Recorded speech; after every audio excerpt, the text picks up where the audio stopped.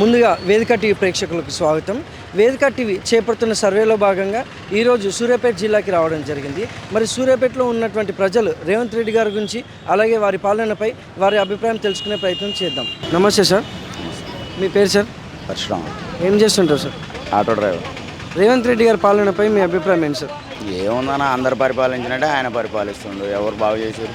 ఆయన వచ్చిండు, ఆయన కోట్లు పెట్టిండు, ఈయన వచ్చిండు, ఈయన అట్నే చేసిండు. ఎవరు వచ్చినా అట్నే చేస్తారు. ఏం పరిపాలన ఉంది? వచ్చిన కానించొని ఆటోలను మూలకు పడేసిండు. మంచిగా బస్సులను బాగు చేస్తున్నాం, మా బతుకులు ప్రస్తుతానికి ఇంకేం లేదు. ఇక అందరూ అంతే. కేసీఆర్ గారు వచ్చారు, రైతులు అన్నాడు, రైతులకు పెట్టిండు. ఎకరాలు ఉన్న వాళ్ళకి ఆళ్ళకు పెట్టిండు, 6 ఎకరాలు లేని వాళ్ళకి ఏమీ ఇవ్వలేదు. దీని మీద ఇంకా చెప్పేది ఏముంటుంది ఆయన గురించి? ఆయన అట్నే చేసిండు, ఈయన అట్నే చేస్తున్నాడు, అందరూ అట్నే చేస్తారు. ఇంకేం చేయాలా? నమస్తే సార్. నమస్తే అండి. మీ పేరు సార్? నా పేరు ప్రేమ్ సుందర్. ఏం చేస్తుంటారు సార్? నేను మొబైల్ షాప్ నుంచి. రేవంత్ రెడ్డి గారి పాలనపై మీ అభిప్రాయం ఏంటి సార్? పర్వాలేదు, మంచిగానే ఉంది. డెప్త్గా ఆలోచిస్తే ఏమవుతుందంటే, ఇప్పుడు ఫ్రీ బస్ అనేది ఒకటైతే బాగాలేదు. ఒకటి అది మంచిగా ఉంటుందని వాళ్ళు పెట్టిరు తప్ప దానికి తగ్గ బస్సులు సౌకర్యాలు అనేది సరిగ్గా లేదు. అంటే తక్కువ బస్సులు వేసి ప్రజల్ని ఎక్కువగా ఇబ్బంది పెడుతున్నట్టుగా నాకు అనిపిస్తుంది. సెకండరీ ఈ యొక్క పాలన ఇప్పుడు హైదరాబాద్లో కూడా చాలామంది పేదలని చాలా ఇబ్బందులకు గురి చేస్తున్నట్టు అనిపిస్తుంది. అతనికి ఉన్నటువంటి ఆలోచన ఫ్యూచర్లో బాగుంటుంది అనేది ఆయన చేస్తుండే, కానీ దానికి ఇప్పుడున్న ప్రజలు మాత్రం దాన్ని యాక్సెప్ట్ చేయట్లేదు. ఓవరాల్గా చూస్తేనైతే రేవంత్ రెడ్డి యొక్క పరిపాలన పర్వాలేదని అనిపిస్తుంది. కానీ ఇంకా 3 సంవత్సరాలలో ఏం చేస్తాడనేది ప్రజలందరూ గమనిస్తూ ఉంటారు.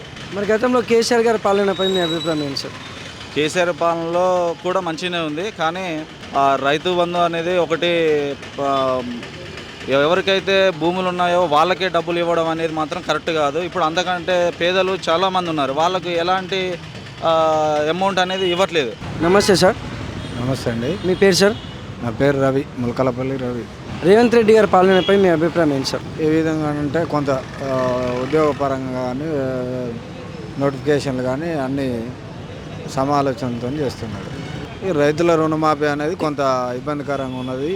ఇప్పుడు వేస్తా అన్న రైతు భరోసా కానీ వాటి మీద కొన్ని రైతులలో భేదాభిప్రాయాలు ఉన్నాయి. కొంత రైతుల నుంచి వ్యతిరేకత కూడా ఉన్నది. మరి గతంలో కేసీఆర్ గారి పాలనపై మీ అభిప్రాయం ఏంటి సార్? గతంలో కేసీఆర్ గారి పాలన బాగానే ఉన్నది, కానీ కొంతమంది దళితులలో చాలా వ్యతిరేకత రావడం వల్ల ప్రభుత్వం కూలిపోవడానికి కారణమైపోయింది. రైతులకు కేసీఆర్ బాగానే చేసిండు. ఎస్ఆర్ఎస్పి కెనాల్లు, వాటర్ కానీ అన్నీ బాగున్నాయి. అదే ఇప్పుడున్న రేవంత్ రెడ్డి గారు వాటి మీద దృష్టి పెట్టకపోవడం కొంత ప్రభుత్వం మీద వ్యతిరేకత వస్తుంది. నమస్తే సార్. నమస్తే. మీ పేరు సార్? నా పేరు రాహుల్. రేవంత్ రెడ్డి గారి పాలనపై మీ అభిప్రాయం ఏంటి సార్?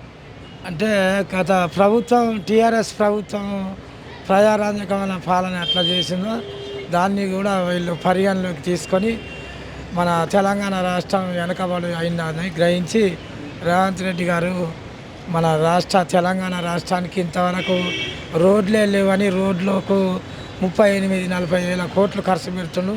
మంచిగానే ఉంది. తర్వాత ప్రజాపాలన పెట్టిండు కార్యక్రమం. అంటే ప్రజల సమస్యలు ఏంది, గ్రామంలో ఏం జరుగుతుంది, ఎవరు ఏ ఊళ్ళైనా ఎక్కడైనా పని చేసుకొని సాయంత్రం వేళ ఇంటికి పోవచ్చు. పోలీసులైనా ఎవరైనా సీటింగ్ కేసులు ఇరికించొద్దు. ఈ తెలంగాణ రాష్ట్రం అందరూ కూడా కలిసిమెలిసి బతుకుని కష్టపడి పనిచేయాలని చెప్తాను. నమస్తే సార్. నమస్తే సార్. మీ పేరు సార్? నా పేరు అజయ్ కుమార్ సార్, శ్యామల అజయ్ కుమార్. ఏం చేస్తుంటారు సార్?